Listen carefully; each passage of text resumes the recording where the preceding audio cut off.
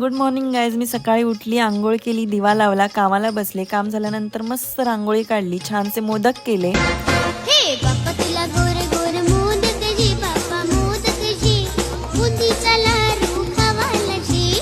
बाप्पा तुला गोर गोर मोदक जी, बाप्पा मोदक जी, बुंदीचा लाडू. हे बाप्पा तुला गोर गोर मोदक जी, बाप्पा मोदक जी, बुंदीचा लाडू खावाला जी. मोदक करून झाल्यानंतर मी पप्पांसाठी मोबाईल घ्यायला गेली. मग आम्ही संध्याकाळची आरती केली आणि